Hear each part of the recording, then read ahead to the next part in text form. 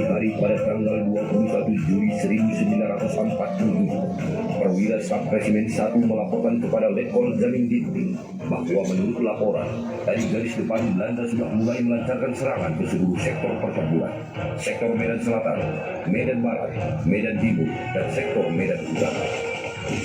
Gerakan pagi hari ini diartikan Belanda telah memulai agresi militer, menyerang Republik Indonesia, mengingkari persetujuan yang dicapai dalam perjanjian Linggarjati.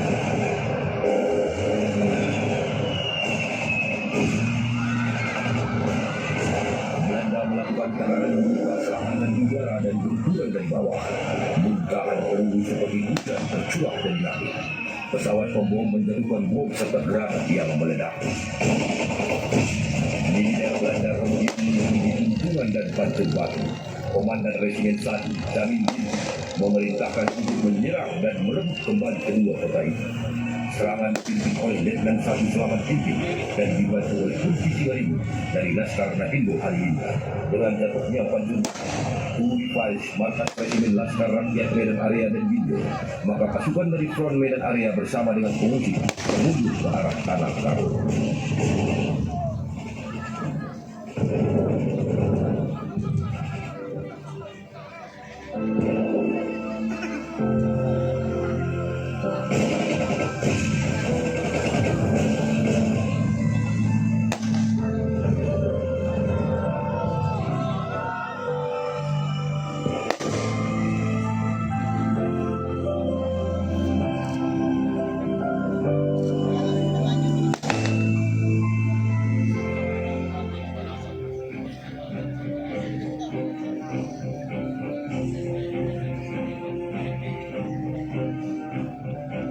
Di tengah-tengah persiapannya menghadapi militer Belanda, Zamin Ginting harus pula mengamankan kunjungan Muhammad Hatta ke Tanah Karo.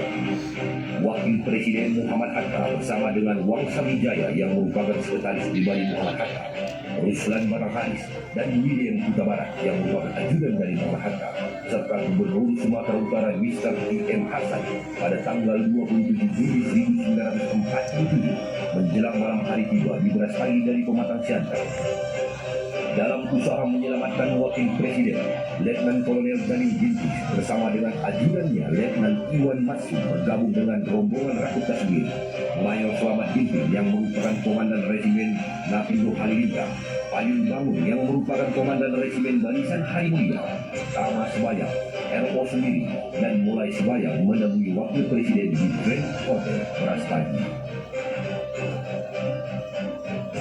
Mereka mengingat situasi kondisi saat ini rapat umum dan memberikan wejangan harus kita batalkan karena pasukan Belanda telah menguasai kota Medan. Kami bisa memberikan dua usulan kepada Wakil Presiden.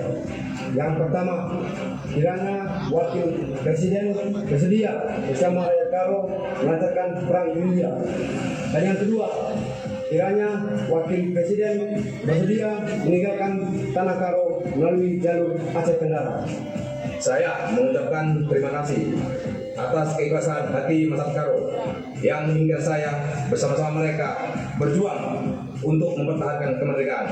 Tetapi jika keadaan masih memungkinkan, saya harap saudara-saudara usahakan saya tetap ke Bukit Tinggi untuk memimpin perjuangan dari pusat Sumatera. Terima kasih. Kami siap melaksanakan pengamanan Wakil Presiden ke Bukit Tinggi. Terima kasih saudara-saudaraku. Saya pamit untuk beristirahat. Mereka.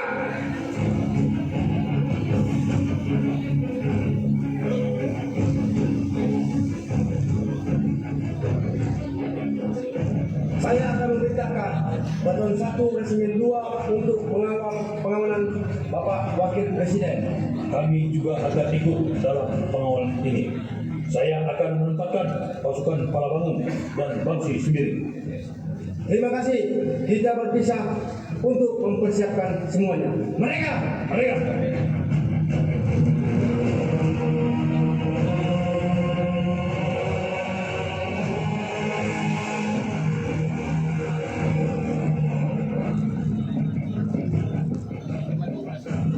Dini hari tanggal 30 Juli 1947, 1947 di tengah jalan raya dalam pelukan hawa dingin menusuk tulang sumsum menjelang subuh. Sayup-sayup di kejauhan terdengar ledakan peluru Mariam Tomo dan rentetan suara peluru senapan mesin. Kontak senjata rupanya sudah terjadi antara pasukan kita yang bertahan di sekitar Gunung Cipiso-Piso dengan pasukan Belanda yang bergerak dari Seribu Doro. Selamat tinggal, selamat berjuang masyarakat Tanah Karo. Terima kasih, kami akan terus berjuang untuk mempertahankan kemerdekaan. Semoga saudara sampai tujuan dengan selamat. Rombongan Muhammad Hatta akhirnya selamat keluar dari Tanah Karo berkat pengamanan yang cukup rapat dari pasukan Resimen 1 dan Nafido Halimota. Menyelamatkan dua tokoh penting merupakan tugas mengawal simbol kedaulatan negara Republik Indonesia.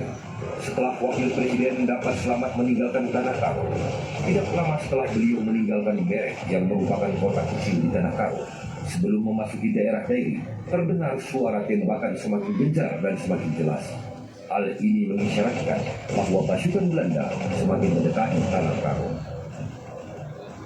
Pasukan Belanda berhasil menguasai Seribu Doro, terus maju menuju Merek dan mendapatkan perlawanan kurang berarti.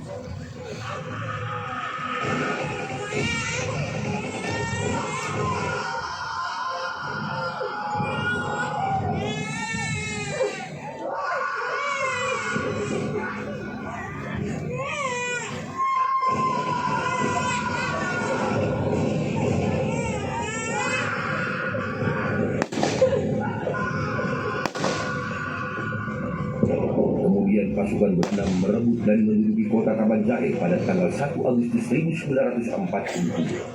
Keesokan harinya, tanggal 2 Agustus 1947, Belanda juga berhasil menguasai kota Brastagi. Dan selanjutnya pada tanggal 3 Agustus 1947, Komandan Resimen 1 mengambil kebijaksanaan untuk meninggalkan Brastagi, kota yang merupakan tempat kedudukan markas Resimen 1. Dengan demikian, 3 kota penting di Tanah Karo jatuh ke tangan kekuasaan Belanda. Pasukan Resimen 1 bersama-sama pengungsi melakukan perjalanan dengan rute daerah mata air yang masih termasuk wilayah Kampung Jana Muda, bergerak menuju Desa Cintaraya dengan berjalan kaki melintasi celah-celah batu di kaki Gunung Sibayah.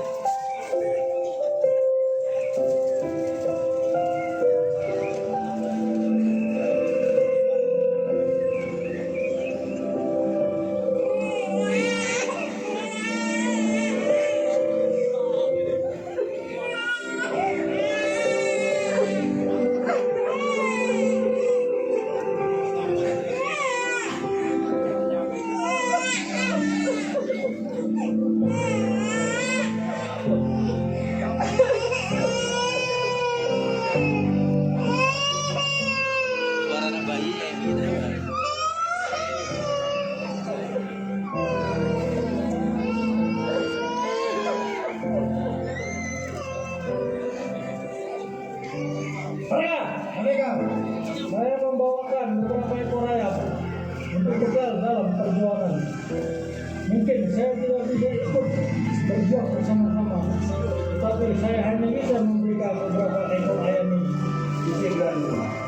Nama saya Pak Cinti. Terima kasih untuk bantuannya. Ayam ini sangat bermanfaat sebagai tambahan bahan makanan kami dalam perjalanan menuju desa Siloam.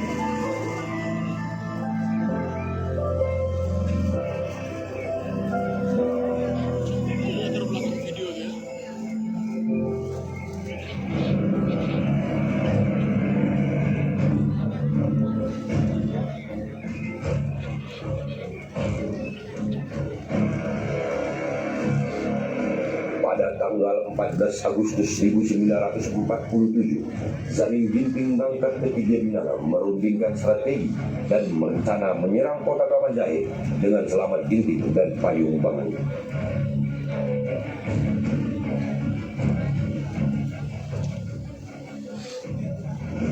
Kita harus merebut kembali kota Kabanjahe yang telah dikuasai oleh Belanda.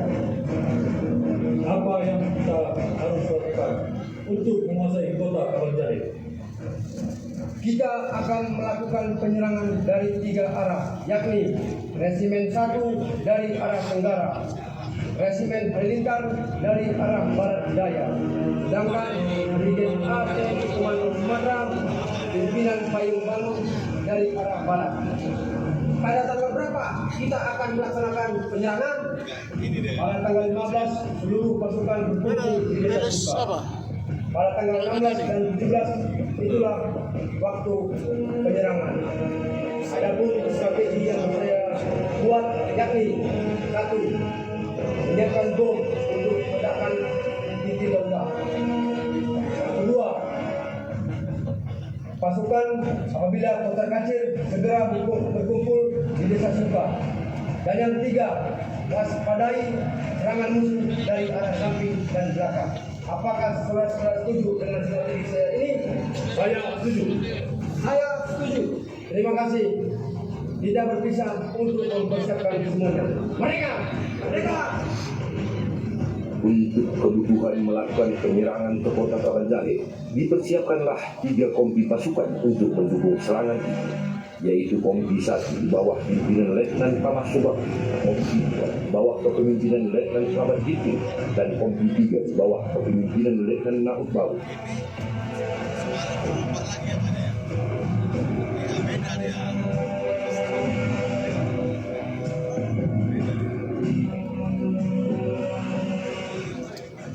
Setelah Komandan Resimen mengadakan pemeriksaan akhir, semuanya telah dipersiapkan dengan baik. Maka akan menuju ke Aljani Bintang yang dibagi dalam 3 jurusan. Jurusan pertama dipimpin oleh Mayor Minggu, jurusan kedua dipimpin oleh Mayor Nalang Semiri, dan jurusan ketiga dipimpin oleh Mayor Sihar Utapuru.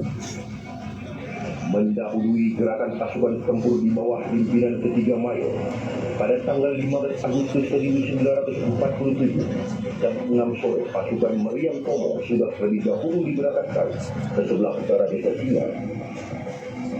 Serangan dimulai dengan tembakan meriam ke kota Kabanjahe jam 5 pagi, terlambat 3 jam dari waktu yang ditetapkan.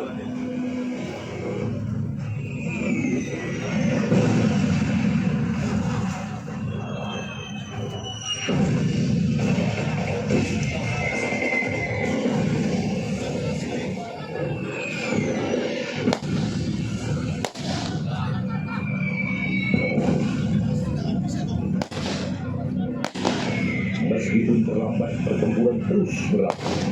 Pasukan Meriam Tomo terus melemparkan peluru-peluru ke tengah-tengah kota Kabanjahe untuk mengacaukan kedudukan musuh. Pasukan Belanda terus membalas dengan tembakan, berusaha untuk mempertahankan kota Kabanjahe. Hari kian berangsur terang ketika matahari terbit dari ufuk timur. Terlihat 3 pesawat tempur jenis Muslang membantu pasukan Belanda melancarkan serangan terhadap pasukan Resimen 1. Pesawat tersebut terbang sambil menembaki semua daerah yang mencurigakan. Belanda menyerang posisi pasukan Resimen 1. Pasukan Resimen 1 terpaksa menghentikan serangan dan mengundurkan diri ke kampung Samura dan Kakapui. Hal itu dilakukan karena tidak mempunyai senjata penangkis dari serangan udara tersebut. Kita tidak mempunyai senjata penangkis. Apabila kita tetap melakukan perlawanan, kita akan mati. Lebih baik kita mundur. Kita mundur ke desa Katapol dan desa Samura. Mundur. Pasukan Belanda menyadari bahwa gerakan yang dilakukan tidak akan berhasil. Kemudian pasukan Belanda mundur ke arah Katapol, menembus semak belukar.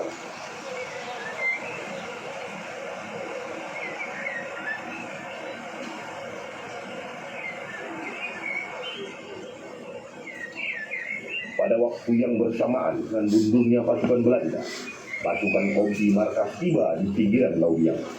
Mereka tidak mengetahui bahwa sebagian pasukan Belanda bersembunyi di atas bukit, menunggu kesempatan baik dan cepat untuk menggempur.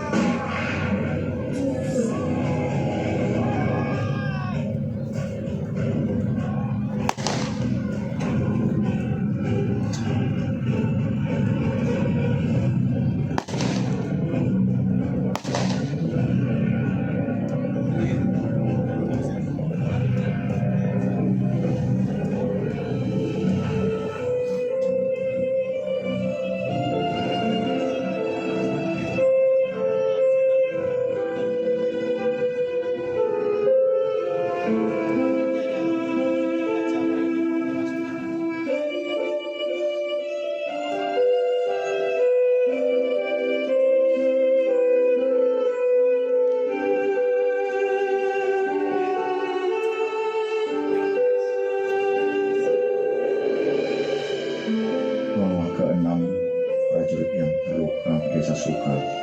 Segera berikan pertolongan, segera ambil bambu, jadikan tandu untuk membawa ke-9 jenazah ke desa Seberaya untuk disemayamkan. Ada 3 prajurit lagi yang sudah meninggal, hanyut terkubur di dasar sungai yang sangat deras. Kita akan mempersiapkan acara pemakaman prajurit kita yang meninggal di desa Seberaya.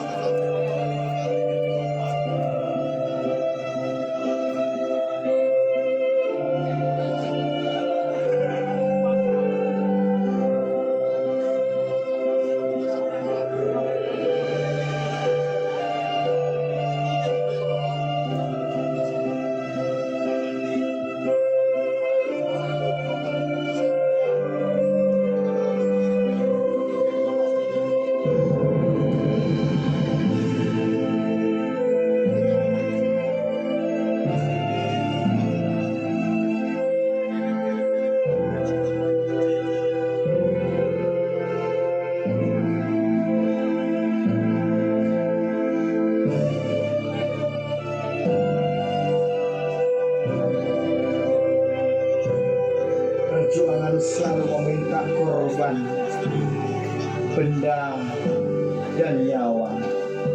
Kita wajib terus menuntut bela dari pejuang-pejuang yang sudah membuktikan dharmanya ini. Akan mengutuklah mereka seandainya kita yang masih tinggal tidak terus bangun berjuang sampai cita-cita bangsa kita tercapai.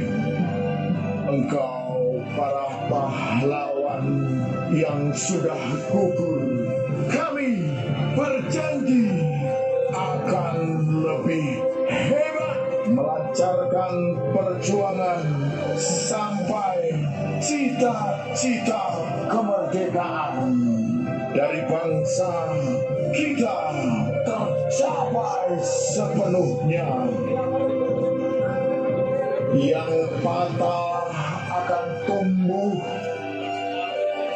yang hilang akan berganti. Patah tumbuh